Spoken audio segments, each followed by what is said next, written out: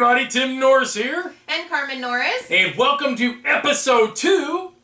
Games we fell out of love with. Yes. Breaking up is hard to do. So sad. Alright, so last week our topic was first loves, or games that got us kind of into gaming. And we posed the question to all of you guys, what games got you guys into gaming? And wow, I was really impressed with all the responses we got. Quite a few, and so I thought we should just take a minute and let's read them off to you guys. And we'll start with Mark Tippett. Mark says that, now mind you, I'm going to probably mispronounce this, but it was an old Avalon Hill game, and I believe this was from 1971 called Stalingrad? Stalingrad? Stalingrad! That! Yes! See, that's why you don't have me pronounce things. Then he went from there into Dungeons & Dragons, Squad Leader, Car Wars, Superhero RPG Champions, Battletech, and then now he's into X-Wing. So wow, what a progression. And this started, I believe he said, in 1971 up until now. So wow, that's a heck of a history. Okay, and then we have Tim Baker who says, Defenders of the Realm. I remember my buddy told us he spent $80 on it, and I couldn't believe that board games were so high back then. Isn't that funny, though, that I want to take a second? Yeah. I remember when we first got into board gaming, and I would be like, see, we came from video games, $50 on a new video game, you'd think, well, right. That just was common. Going into board games, you didn't expect that, but yeah, $80 for Defenders of the Realm, it'd be like, oh my god! Yeah. Ravenloft, because we used to play D&D. Yep. And then Rampage, Boss Monster, Roll For It, and Castle Panic. So those are all pretty, recent. So. And then Aaron G said, which I'm amazed that we didn't get more of this, which we did get quite a few, Magic the Gathering. Shocker, right? And then from there into Warhammer 40K. Funeralopolis was somebody who commented over on Twitter, and they said it was Small World, Settlers of Catan, and Pandemic. Yeah, I actually have a lot of friends I don't really consider gamers that play those games. So oh yeah, exactly. Okay, and then Sarah Reed says RPGs and Munchkin, but Dominion is what really got us into the hobby last year. Amazing, because remember we had our moment where we was deciding Dominion or Thunderstone, and we went Thunderstone. Right. We didn't play Dominion until I think that came on Board Game Arena. And then we started playing Dominion there. Yeah, and a Board Game Arena is so convenient. I can't imagine trying to play it with cards now. Yeah. It just does everything for you on there. Yeah. And then Andy P. Says Dungeons and Dragons, of course. Yeah, of course. And then we have Board Game Duel. And if you're not familiar with Board Game Duel, that is another husband and wife web, and they do written reviews. And check them out. Board Game Duel, as in like D-U-E-L. And they say that it was Guillotine, and then later Wrath of Ashlardon. That was the Castle Ravenloft series. Yeah. Jason Kingsley said that as an adult he finds, now this is interesting, that it's more about the people he games with than the actual games themselves. That's a good point, I thought, because I find that a lot of times my enjoyment will be through other people and the experience versus the actual game itself. Does that make sense? Oh, yeah. Absolutely. Well, you just acted like there for a minute you weren't too sure. No. Gamers are awesome people. You should hang out with us. Yes, you should. We should hang out with you. Yes. We're cool. We are cool. Right. Danny Devine, if you don't know who he is the one who's been working with Fifth Street Games, Ghost Love Candy, blah, blah, blah. He listed off Uno, Skip-Bo, and Monopoly as what actually got him in. And you know what? That's probably actually with all of us. We all progressed through there. Yeah, I mean, I think of party games when I think back, like when I lived at home with my parents, Scattergories, and Hugger Mugger, and stuff like that. I loved that. Oh, absolutely. Okay, who's next? The Jive Goblin. The Jive Goblin says, some form of D&D for years as a kid, but as far as designer games, it was Zombies and Munchkin. Zombies, exclamation, exclamation, exclamation. Okay, and then Brock Ormond says chess, and then later Go, but just about any tabletop game would be tried once. First paper and dice RPG was Teenage Mutant Ninja Turtles. Yeah. Teenage Mutant Ninja Turtles. And other strangeness. And other strangeness. That is awesome. Yeah. Family, at least my 3, Doorways to Adventure, and more recently, Pathfinder Adventure Card Game. Yes! So that's awesome. I was amazed we didn't get more Pathfinder. Come on. And then Dungeon 666666666666666 says Hero Quest. Hey, I remember Hero Quest from when I was little because my buddy got it for Christmas, and we never actually played it correctly. Well, I think we actually did now to think about it. But yeah, I remember that was like the first cool game experience because it's kind of like you were satanic if you played D&D, but Hero Quest was kind of okay, you know? And then Jack Wilson says Magic the Gathering again. Another Magic the Gathering. Then we have the Dragon Scholar, who says Magic the Gathering. What? Magic Puff the Magic Dragon? Yes, I had the dragon in my head still. Legend of the Five Rings, Middle Earth, the Wizards Solo, and Pathfinder Adventure Card Game. Yes, and then 14 Vander said Heroescape. Wow, there you go. Woo! About time we got a Heroescape. And then Dungeons and Dragons. CR Flames fan said Pandemic and Ticket to Ride. So wow, I mean, as you can see, guys, so we were from all over the place, but yet we're all here now, and that's what's neat, you know? Lots of places to start from. Yeah, so those are the games that got us into gaming, and that's so lovey-dovey, but eventually you find you don't love each other anymore. And it's not me, it was totally you. So we've got a list, and we made 10 games that kind of, you know, made up our list of games that we just flat out fell out of love with. Now, keep in mind, this doesn't mean we hate the game or we think negatively of the game. It's just that we didn't want to play anymore. Well, we just kind of grew out of it. You know, some of these are games we started out with that we loved, and then you know, they just became kind of formulaic after a while because we were progressing to more complicated things. I think our first two definitely fall into that. Yes. The first one would be Dragonheart.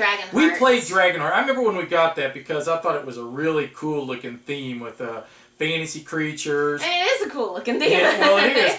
But then you realize that there's certain... If you don't get the right cards in the right order, I just don't know how in the world you ever win at that. You know what I'm saying? It's just, is there a strategy where you could actually win? I mean, you know? Is it luck of the draw? I just think of it as kind of like speed or something like that. You know, it's just so... It's formulaic. It's a card game. You know? What am I going to say? I guess the thing is it could have been played with any type of cards, is what you're saying, and I agree with that. It is a really cool theme, and I just remember we had hours of enjoyment from it. But, but at this point, we just don't play those type of games anymore. So. I even played it a few times on Board Game Arena, and I found I just didn't enjoy it anymore. It's just fallen off my list, and we played it. Oh boy, we played it a lot when we first got it. A lot. We did. Which actually leads into the next one, which is Lost Cities. Lost Cities, wow, I remember when we first got this one.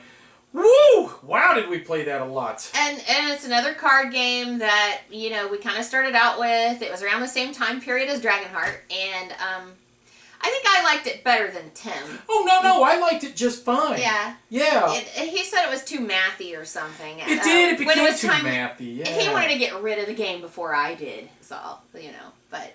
I don't remember that. But, you know, it's pretty much basic set collecting and not much else to it. So. I mean, look at the designer. Of course it's mathy. Every one of his games are mathy. I mean, Are they? Yeah.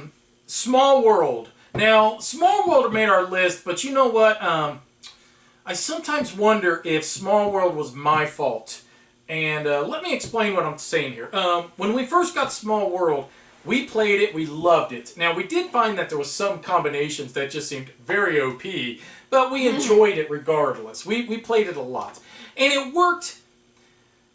It was acceptable as 2 players to play, but it really needs more players to really enjoy the game. All right. Well, that falls in a lot of the games that we end up getting rid of is because, you know, it's not good with 2 players, and that's normally what we're playing with. So. Well, not a lot, but yeah, I agree with what you're saying. There are. Oh, that aren't. Oh, you're not talking about this list specifically.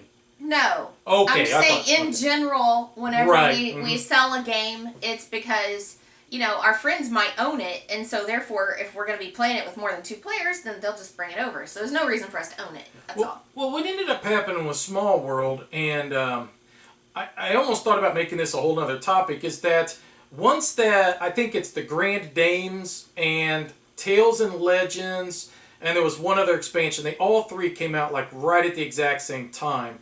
I can't remember the other one.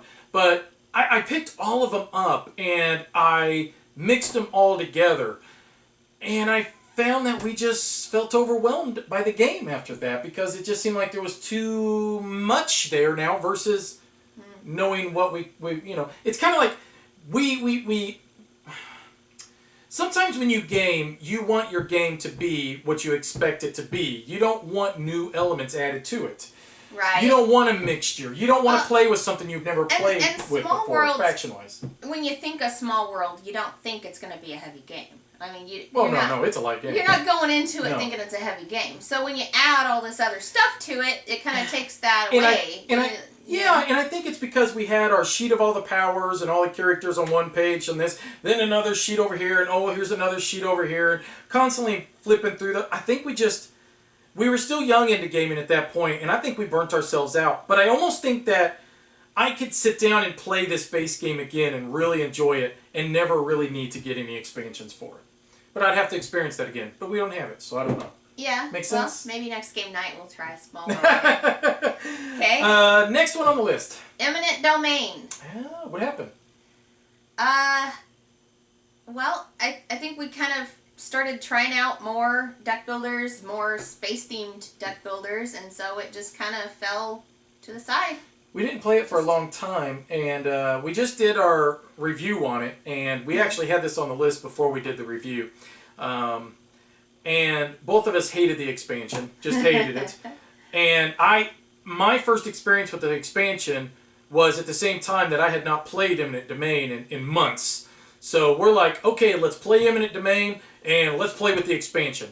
And I played a 5-player game, and it was so miserable that I just now have a sour taste in my mouth towards this game for some reason. I don't know why.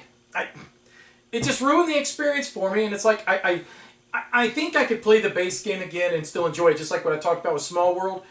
But that expansion, I hate it so much because it's just some of the cards that it just kind of ruined the game experience for me. And has that ever happened to you guys? You ever had a game where you loved the game or you liked it enough to play, but then something was added expansion-wise, and it just totally is like, wait, that's enough! I don't want it no more! Take it off the table! You know? That's what happened to me here. I personally don't choose Eminent Domain to play just because there's other deck builders I would rather play. If we're going to be like, okay, let's play a deck builder, I'm going to choose something else. I can agree with that. Yeah. I mean, we've got Legendary, Thunderstone.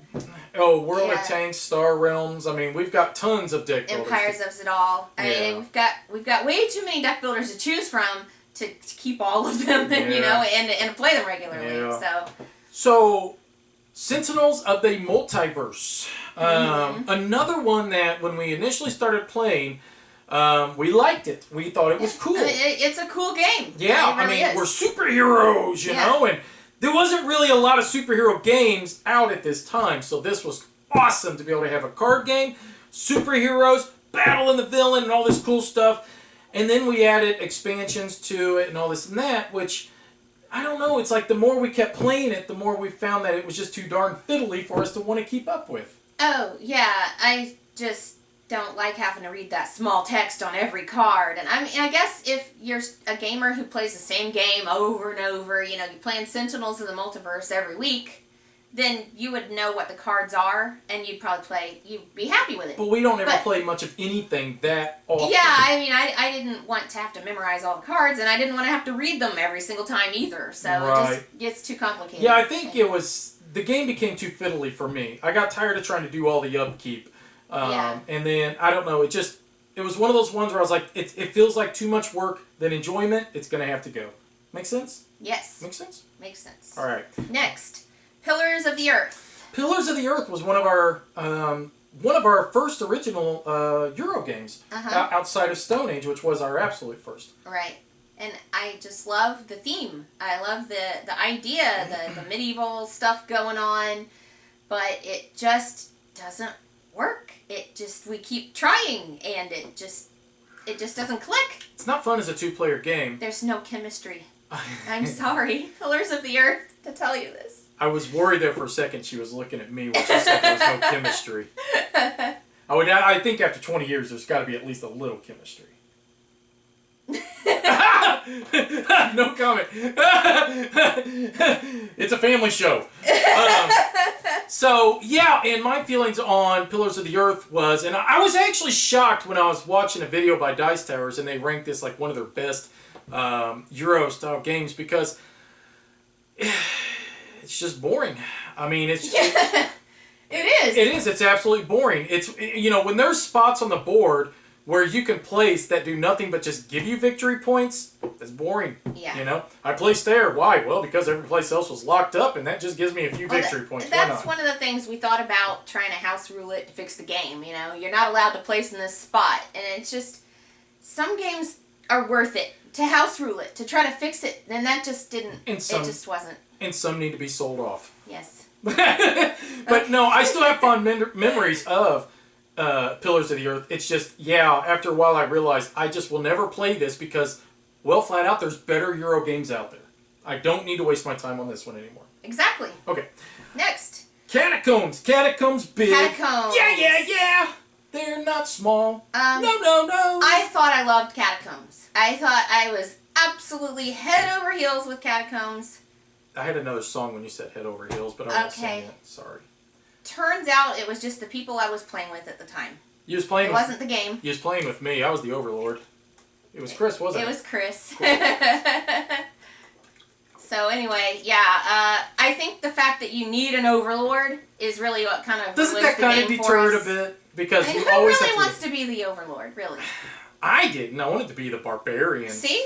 But I had to always be the overlord. So he had to suffer and be the overlord. I always had to be the overlord. While Chris and I enjoyed ourselves. We're like, ha ha ha. But every game I was the overlord.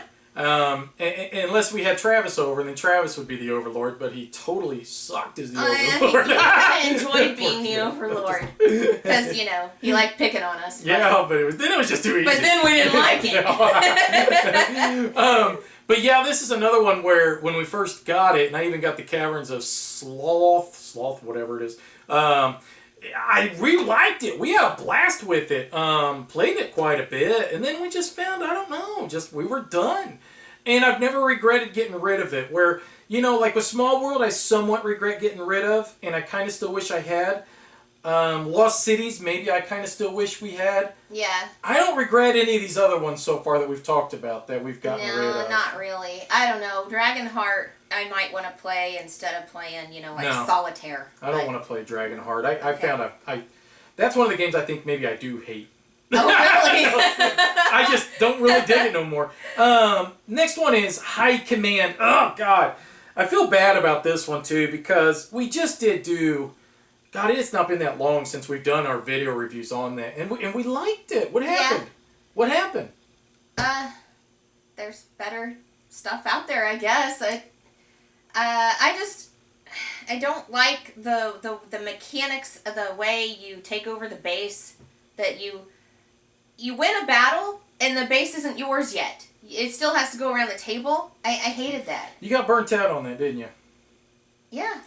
Yeah, and for me, I mean, I was so in love with the game when we first started playing, and I was playing with my buddies even more than I was playing with you. Mm-hmm. And I don't know, I mean, I really enjoyed everything about the game. I really did. I liked drafting from my own pool of cards. I thought the artwork was awesome. I liked fighting. I liked the politics and the squabbling. And then all of a sudden, I'm looking at it on the shelf, and I'm like, I don't love you anymore. I don't love you anymore. And I'm so not you, sweetheart, the game. Poor High Command, I really... And I don't know, something just clicked, and I was like, I don't want to play it anymore. I'm done. I was done. You don't know? No, I don't know exactly why I don't like the game. Yeah. And it's not that I don't like it. It's just I didn't feel like owning it, having it take up room on my shelves. Yeah. And I thought, it's well, just. Yeah, I it's think time a for lot it to of go. this for us is that we just have a lot of games. Well, we all do. I mean, everybody watching has too many games. Probably. Yeah. So we have to be really picky. I mean, let's face it. And I kind of like World World of Tanks better. Yeah. When I think of what replaced it, I think of World of Tanks. That's funny you say that because it's kind of got the same concept with bases and attacking bases. Right. But the bases actually belong to your opponent, so it works I like better. it better. Okay, next. Don't say it. It's going to break my heart. You still like the game. You still like it. It's just... You would never play with me. I'm sorry. Just say it. Star Wars X-Wing. We bought a ton of this stuff. I bought him It stuff broke up with me. for his birthday and everything. It broke up with me because of you. Yeah. You drove it out of this house. Because I wouldn't play it. I just... If I'm going to spend that kind of time playing a game, I prefer others. I'm sorry. I don't have any comments. I don't know why you didn't like this game. It was so good. It was so fun. I would even play Monster Puck, before I play that. Boy, Monster Apocalypse. Now I'm just like, we turn off the like camera. Let's go play Monster Apocalypse. Man, I love Star Wars X-Wing, guys. I love it so much. But I understand some of the problem Carmen has is that she doesn't care for games that see what he thinks here. Okay, that require quite a bit of luck, and if your strategy blows up in your face because your strategy blows up in your face because the dice were not on your side. When that happens to Carmen, you immediately are done. You're out of a game. So she maneuvers perfectly, outsmarts me, gets perfectly behind me within one range, has a fistful of dice.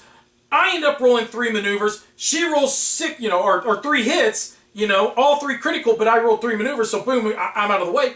And she's like, I'm done. I don't want to play it no more. Put it up. I'm a sore loser, in other words. Did I nail it? Pretty much. Yeah. You hate it. You've always hated, but look, I am so blessed, and let me take a moment. I am a blessed gamer, okay? For my wife to be my #1 gaming partner, I have really learned the hard way that there are certain games that she just will not accept. And this is one of those. And I should have known before I bought so heavily into it. It was my own fault. It's because I loved it so much.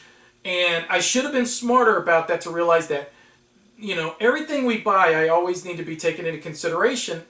What would Carmen think? It's like, what would Jesus do? What would Carmen do? Would Carmen like this? I don't know, and I need to take that into consideration. I think I'm not so much into, strategy, skirmish, battle games. I mean, I really liked HeroScape, but pretty much my favorite part of it was building the army. The actual playing it out, I wasn't so much into. It's because once again, you would come up and be like, I got the high ground and I whiffed on my dice. Screw you, game! I like planning.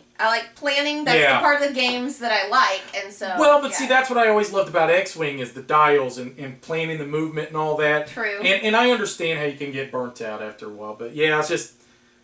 Okay. Well, we've got one more to talk about. I got a lot to say about this next one, but you got to give me a second for that. We're going to use up all of our time. I'm still a little heartbroken over the X-Wing. Right. I'm going to be honest. Well, you're going to make me move on, aren't you? Smash Up. Okay. Now let's talk about Smash Up for a minute, because when I played that at Gen Con when it first came out, I had a blast. I loved it. We had so much fun. It's an amazing idea. It's exciting. And then I bought it, and I brought it home, and we played it, and we had fun because, it's neat because you're mixing the 2 different types, and it's funny, and... AG even gave us a demo copy for review. I reviewed it. I liked it. Smash Up's great. And then I played it, and then I played it a few more times, and then I was like, Smash Up. I hate Smash Up.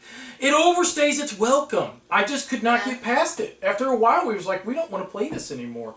Because we would sit down to play a game, and it was like, it's like you could play with your kids, but it was almost a little too much for your kids. But then for adults, it's like you just start realizing, God, this is just, okay, so I'm going to put this guy here, and okay, how many points are we to the base? I'm going to play this card now. Take that. After a while, it's like, God, somebody just win some bases and just end this. Or you can, play very quickly and not explain anything to any of your opponents, which is extremely frustrating. Oh, yeah, we've had that before. Yeah. That was a bad experience. We're not going to talk. That did not involve me. It was not my fault. I want you guys to know. It was somebody else that we was gaming with. Boom, boom, boom, boom, boom, I win. And then we'd have to dissect everything. Say, nope, you can't play that. You can't play that, and have to redo it all. And that was a bad experience. Yeah. So that Anyways. was my Smash Up. That's when I fell out of love with Smash Up because of that. I actually fell out of love before that because I had ended up getting rid of our copy because I knew I was done. And I didn't understand exactly why until my friend Keith Collins and him and I were talking, and he goes, it's just one of those games that will not die. It will not get off the table. And God, he just nailed it right then. I was like, you're right, man. It overstays its welcome. I don't love you anymore, Smash Up. Okay, Go away. Personally, once I noticed that it seemed like some of the races were extremely more powerful than others, you just can't have that unbalance. And that's the other thing. And also if you just keep drawing action cards because, wow, that's fun. Yeah. I think that's the biggest thing too, is that the cards were all, just depend on the draw. So. Is it time? Is it time? I think it is. Random ramblings! So, okay, before we get into our ramblings, give us a couple of the games that you guys fell out of love with. Leave them below. And let us know what you guys, what games are you guys like, oh man, this game is the greatest game ever, loved it, and the next thing you know, this has to go. Moving on. Gotta move on eventually, right? Hey, what's next week's topic? Did we have that down yet? Because we talked about several things. Oh, I know what I want it to be. Go ahead. I want it to be games that you played one time and you instantly just hated it. So, games you hated. Hated. All right. And you will refuse to ever want to play again, even though you might because some of your friends like it. No. Gag me. No, that's not a good Why do I got to suffer through some of these? Because I have to talk to some of my friends. All right. So games you hated. Okay, that's next week's topic, all right? Who's going first? I want to make you go first because I went first last time. Okay, I will go first. You ready? Get my brain power. Ready? Ready. All right. While playing games with your kids, do you focus more on the educational factor or the fun factor? That's a funny one. That's a funny one because I'm a homeschooler. I took early childhood education in college, and that's just who I am. So when I'm playing games with my kids, I have to work the education into it. We don't do a lot of sit-down, school-at-home type of stuff. We just kind of, we do a lot of unschooling, and that's part of it, is that they have to learn when they're doing anything. I even use video games for education. So I'm going to have to say I focus on education, and the first game that comes to mind on that is UGG. UGG is great for multiplication. We got that somewhere down here. Yeah, we do. We still have it. It's good for multiplication. I'm going to have to get it back out. UGG. So. I'll find a picture. I'll post it. Are you done? I am done. So you're all about the education. I'm all about the education. So Cyndi Lauper wasn't right. That girls just want to have fun, huh? Not in my case. Girls just want to read a book. No, but yeah, I like to read, and I'm mathy. I'm the, I'm the fun one of the family. Let's just be honest. Yep. All right. Lay it on me. GreyElephant. All right. Let's see what this says. If you could turn a game into food and eat it, which one would it be? Ooh. Is there a chocolate board game? A chocolate board game. If there's a chocolate board game, it would have to win. There's Trick or Treat. Yeah. There's chocolates in that one. But there's all kinds of candy in it. If I could turn a board game into food, which one would it be? All creatures big and small. Agricola, all creatures big and small. Because cheeseburgers. I got bacon with the pigs. I got hamburger with the cows. I even got some horses to ride, or I guess eat. People eat horses?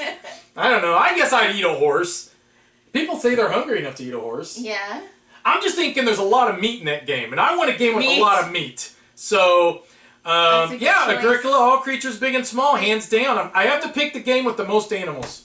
What about the base game, Agricola? It's got... Yeah, but it's got veggies. Well, you do got a point. I could create like some sort of a stew. You'd rather be a carnivore, is what you're saying.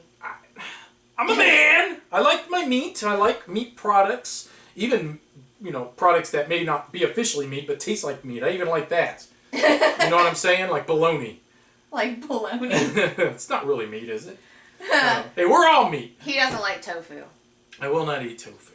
So yeah, if I had to pick one, it would be a GreyElephant Creatures Big and Small, just because of the meat factor. Delicious. And then if I went from anywhere else, it would have to be like a candy factor, because I want candy or something. So yeah, there you go. Okay. Or Rampage. You know. And you could eat people. Yeah, I could eat people, because I could be the dinosaur maybe. Terror in Meeple City, by the way. Oh, That's yeah, the new yeah. name. I better be careful. I might get a lawsuit slapped on me for saying Rampage. All right, guys, so give us your thoughts on games that you loved, that you fell out of love with. Give us a couple of those. And remember, next week's topic is games that you hated. And I've already got my list down here, just so you know. We're all ready for you. Games Thanks. that we hate. As usual, guys, we appreciate you watching. Bye-bye. Bye-bye. Griffin Gaming, from new releases to pre-orders. Griffin Gaming. Enter in promo code GreyElephant for 5% off your order.